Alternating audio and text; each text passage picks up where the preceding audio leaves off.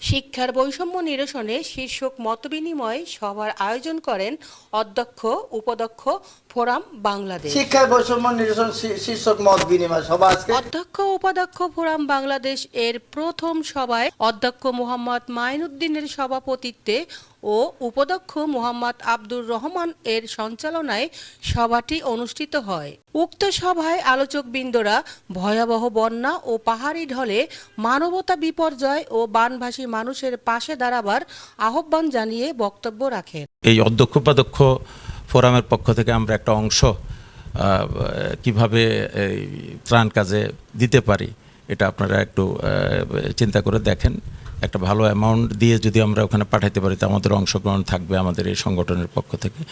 আর কষ্ট করে যারা সবাই আসছেন, আমরা অনেকক্ষণ হয়ে গেছে, সবাইকে ধন্যবাদ জানাই।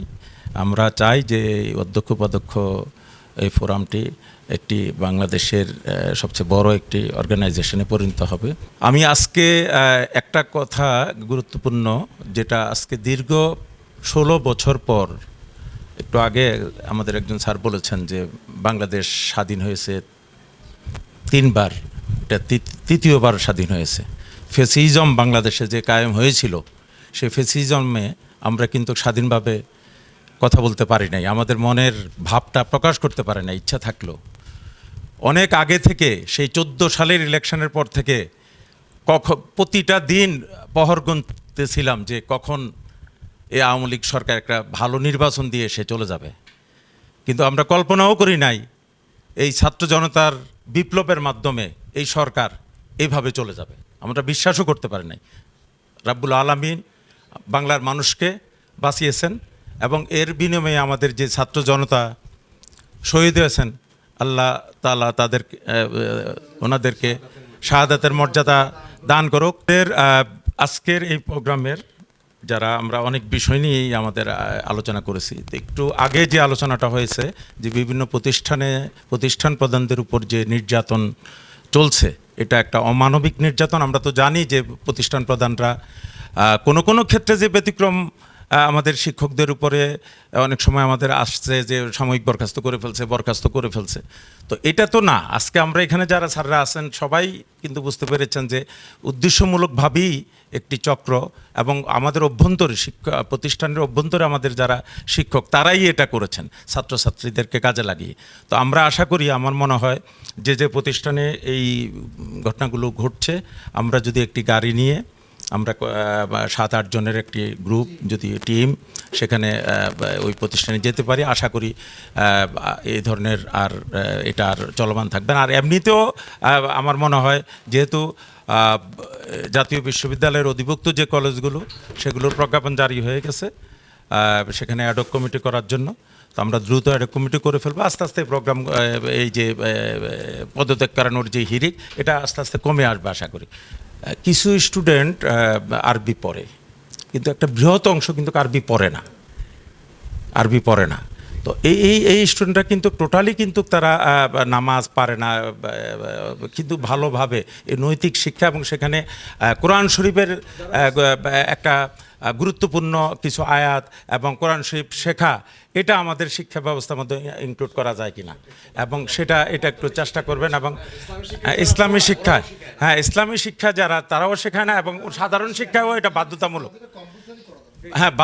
বাধ্যতামূলক করা যায় কিনা, এটা আমার মনে হয় যে একটা গুরুত্বপূর্ণ বিষয়। উপস্থিত বিভিন্ন প্রতিষ্ঠানের সম্মানিত অধ্যক্ষ এবং উপাধ্যক্ষগণ বিগত সময়ে দেশের শিক্ষার বিভিন্ন গুরুত্বপূর্ণ বৈষম্যের কথা উল্লেখ করে সভায় বিস্তারিত আলোচনা করেন। উপস্থিত সকলে তাদের আলাদা বক্তব্যে শিক্ষা ব্যবস্থায় দীর্ঘদিন যাবৎ চলমান বৈষম্যসমূহ নিরসনকল্পে কার্যকরী পদক্ষেপ সহ সংস্কার অত্যাবশ্যক মর্মে আলোচকবৃন্দরা গুরুত্বের সাথে সভায় উল্লেখ করেন। উপস্থিত সকলের উপস্থিতিতে শিক্ষা ব্যবস্থার বৈষম্য দূরীকরণের লক্ষ্যে বৈষম্যহীন শিক্ষা ব্যবস্থা নিশ্চিতকরণের জন্য একটি পেশাজীবী শিক্ষক সংগঠনের আবশ্যকতার বিষয়ে সবাই ঐক্যমত পোষণ করেন। Principal, vice principal forum Bangladesh কর্তৃক আয়োজিত আজকের এই মতবিনিময় সভার এডুকেশন এর বিভিন্ন সুবিধা অসুবিধা বিষয়ক এই মতবিনিময় সভার সম্মানিত সভাপতি। বাংলাদেশটা স্বাধীন হয়েছে 3 বার, 1947 একবার, 1971 আরেকবার, 2024 সালে 3য়বার। আমরা আপাতত ধরে নিচ্ছি এটি স্বাধীনতার 3rd পার্ট ধরে নিচ্ছি আপাতত। এরকম দুর্ঘটনা বাংলাদেশে আর ঘটার প্রয়োজন হবে না আমরা মনে করছি। সিরিয়াসলি আজকের এই সবাই আমি মনে করছি এটা, যে 3rd যে স্বাধীন হলো বাংলাদেশ, বিশ্ববিদ্যালয়ের, মাদ্রাসার আলেম ওলামা, শিক্ষক শিক্ষার্থী, খেটে খাওয়া মানুষ, কর্মজীবী মানুষ, তাদের ঐকান্তিক প্রচেষ্টায়, ছাত্র জনতার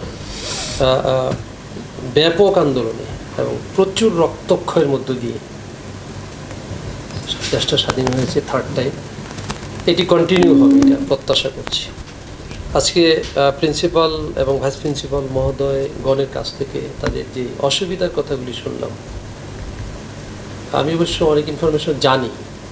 সারা দেশের শত হাজারো শিক্ষা প্রতিষ্ঠানের প্রিন্সিপাল অথবা ভাইস প্রিন্সিপাল, ক্ষেত্র বিশেষে অধ্যাপক, সহযোগী অধ্যাপক, সহকারী অধ্যাপক, নিচের দিকে শিক্ষক, এরকম লোকজনকে বিভিন্ন জায়গায় বাই ফোর্স রিজাইন লেটার লেখার জন্যে বাধ্য করা হচ্ছে। ইনফরমেশনটা আমার কাছে আছে অনেকগুলি, এবং লিখিত ইনফরমেশন আছে বিভিন্ন প্রতিষ্ঠানের তথ্যপত্র সহ।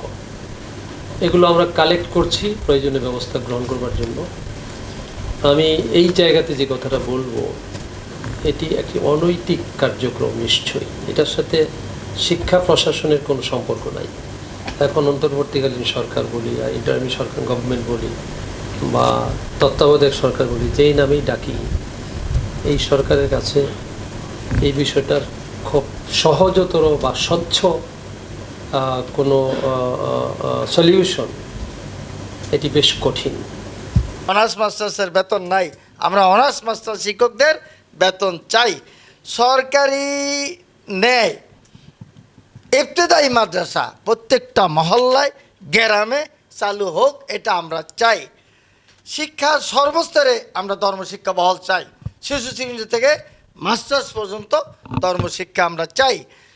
মেডিকেল, বুয়েট, ইঞ্জিনিয়ারিং যত জায়গা আছে সব জায়গায় আমরা ধর্মশিক্ষা চাই। ধর্মশিক্ষা নাই। আমাদের ঈদ বোনা শিখি আপনার মাধ্যমে, মিডিয়া, বর্তমান সরকার, গত 2 শিক্ষামন্ত্রীর সাথে আমার বাড়িতে বৈঠক হয়েছে, যা বলছে তা করে নাই। পূর্ণাঙ্গ ঈদ বোনাস দেওয়ার কথা ছিল, দেয় না। আমরা পূর্ণাঙ্গ ঈদ বোনাস চাই। বাড়ি ভাড়া 1000 টাকা, আর গভর্নমেন্টের 40-45% কোথাও বেশি। আমরা গভর্নমেন্টের নিয়মে পূর্ণাঙ্গ বাড়ি ভাড়া চাই। পূর্ণাঙ্গ চিকিৎসা ভাতা নাই, আমরা চাই। গৃহঋণ নাই। বেসরকারি কলেজে সহযোগী অধ্যাপক নেই।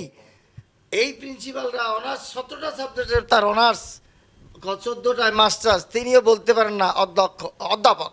আমি সেদিন কেটে দিচ্ছি যে আপনার কিন্তু জাতীয় বিশ্ববিদ্যালয় অধ্যাপক দেয় নাই, আমি কেন বলবো? আমি বেসরকারি কলেজে সহযোগী অধ্যাপক এবং অধ্যাপক চাই। এ ব্যাপারে সবাই সহায়তা করবেন। আমাদের বিনোদন ভাতা নাই, উৎসব ভাতা নাই, শিক্ষা সহায়ক অনেক কিছুই নাই। এটা সমাধান জাতীয়করণ খুব তাড়াতাড়ি হবে না, পর্যায়ক্রমে এই বৈষম্য নিরসন হলে বেসরকারি শিক্ষকরা অনেক শান্তি পাবে। আমরা এগুলো চাই। আস্তে আস্তে এই বৈষম্য দূর করা চাই। সবাই আগে এই লাঠি পেটা যা করতেছে বদলি থাকলে আমার আর কিছু না হলেও বদলি করে দিতেন। হ্যাঁ, আয়নার ঘরে খাঁচার মধ্যে থাকতে হতো না। জীবনটা বিলীন করে দিচ্ছে প্রতিষ্ঠানের জন্য। ইসলামী সংগঠন করার লোক এতদিন ছিল রাজাকার, এখন হয়ে গেছে আবার নব্য আর একটা। আমি এই জন্য বদলি চাই। আমি আপনাদের মাধ্যমে দেশবাসী, শিক্ষা বিভাগ, মাননীয় শিক্ষা উপদেষ্টা, প্রধান উপদেষ্টা সবার কাছে আহ্বান জানাচ্ছি। আমার এই কথাগুলো যৌক্তিক যদি হয় তাহলে ব্যবস্থা গ্রহণ করার জন্য অনুরোধ জানাচ্ছি। জালিকা খিজুন ফিল হায়াতিদ দুনিয়া। আজকে দেখেন ওরা খালি বলছে, ওবায়দুল কাদের বলতো যে আমরা পালাবো না। ফখরুলকে অনেক কথা আপনারা জানেন, আজ দেখেন পালাই এবার আছে। জালিকা খিজুন ফিল হায়াতিদ দুনিয়া, এটা দুনিয়ার লাঞ্ছনা। পরবর্তী সময় আমরা ঘোষণা ফিল আখিরাতে আযাবুন আলীম, পরকালে ওদের কঠিন শাস্তি আল্লাহ দিবেন। ইন্না বাতশা রাব্বিকা লাশাদীদ। আল্লাহ যখন ধরে কঠিন ভাবে ধরে, ওখান থেকে যাওয়ার কোন সুযোগ নাই। আর ও আইয়াদাহু বিজুনুদিল লাম তারাওহা, আল্লাহ যখন হেল্প করবেন এবং বাহিনী নিয়ে আপনাকে হেল্প করবেন, সেটা আপনার নজরে আসবে না। যেমন বদরের যুদ্ধে যারা ওয়ালাকাদ নাসারাকুমুল্লাহ বিবাদরিন ওয়া আনতুম আযিল্লাহ ফাত্তাকুল্লাহ লাআল্লাকুম তাশকুরুন। যদি সকালবেলা একটু কোরআন তেলাওয়াত করা যায়, যারা আমরা কোরআন পড়ি, নিয়াত করে পড়তে হবে। কোরআন হলো শেফা লিমা ফিস সুদূর, সব কিছুর শেফা হচ্ছে কোরআন। এই কোরআনকে ধারণ করতে হবে। ওই বাতিলের সাথে যদি আপনাকে পারতে হয়, তাহলে ওই যে কালজয়ী মহাগ্রন্থ, সেটা হৃদয় ধারণ করতে হবে। এজন্য ওই পীরের কাছে গেলে বলে যে তুমি জিকির করো, কলবকে ঠিক করো, মানে সব কিছু বলে। এটা যত শক্তিশালী হবেন করবেন, ততই দেখবেন আল্লাহ তাআলা আপনাকে সাহায্য করবে। তো যাই হোক, আমি এই আজকের এই বিষয়ের উপরে কথা বলি। এই যে অধ্যক্ষ ফর্ম যেটা করা হয়েছে, আমি কিন্তু বললাম যে আমরা জমিয়াতের, আমি কিন্তু একজন বড় নেতা, বাংলাদেশ জমিয়াতুল মুদারিসিন মাওলানা মান্নান সাহেবের সাথে একজন টেবিলে খেলে আমি নজরুল ইসলাম সেখানে ছিলাম, গাউসুল আজমে আমি খতিবও ছিলাম, আমি জুমার নামাজও পড়াইছি। সালাউদ্দিন সাহেব যখন খতিব বাইতুল মুকাররমের আগে আমরা, উনি পড়তেন দ্বিতীয় জামাত, আমি পড়তাম প্রথম, এভাবে বিষয় ছিল। যাক, সেগুলো আমি নাই বললাম। অধ্যক্ষ উপাধ্যক্ষ পর্যায়ের ব্যক্তিবর্গের সমন্বয়ে সর্বসম্মতিক্রমে সিদ্ধান্ত গৃহীত হয়। নিম্ন বর্ণিত ব্যক্তিবর্গের সমন্বয়ে একটি আহ্বায়ক কমিটি গঠন করা সহ নাম ঘোষণা করা হয়। তারা হলেন অধ্যক্ষ মুহাম্মদ মাইনুদ্দিন আহ্বায়ক, অধ্যক্ষ ডক্টর মুহাম্মদ নজরুল ইসলাম আল মারুফ যুগ্ম আহ্বায়ক, অধ্যক্ষ মুহাম্মদ ইমাম জাফর যুগ্ম আহ্বায়ক, অধ্যক্ষ ডক্টর মুহাম্মদ ইকবাল হোসাইন ভূঁইয়া যুগ্ম আহ্বায়ক, অধ্যক্ষ এস এম আনিসুল হক যুগ্ম আহ্বায়ক, অধ্যক্ষ মুহাম্মদ আক্তারুজ্জামান যুগ্ম আহ্বায়ক, অধ্যক্ষ ডক্টর মুহিউদ্দিন কোষাধ্যক্ষ, উপাধ্যক্ষ মুহাম্মদ আব্দুর রহমান মহাসচিব, মুফতি মোহাম্মদ বদিউল আলম সরকার সদস্য, অধ্যক্ষ ডক্টর মুহাম্মদ এ কে আজাদ সদস্য, অধ্যক্ষ মুহাম্মদ আবদুল্লাহ আল মামুন সদস্য, অধ্যক্ষ এম এ মতিন সদস্য, অধ্যক্ষ মুহাম্মদ গিয়াসউদ্দিন সরকার সদস্য, অধ্যক্ষ মুহাম্মদ ওমর আলী সদস্য, অধ্যক্ষ মুহাম্মদ মাহবুবুর রহমান সদস্য। 31 আগস্ট 2024 ইং তারিখ শনিবার সকাল 10টায় পুরানা পল্টনস্থ আজাদ সেন্টারে শিক্ষার বৈষম্য নিরসনের শীর্ষক মতবিনিময় অনুষ্ঠিত হয়। শাহিদ আক্তার পাখি, দৈনিক সোশ্যাল মিডিয়া, পুরানা পল্টন, ঢাকা।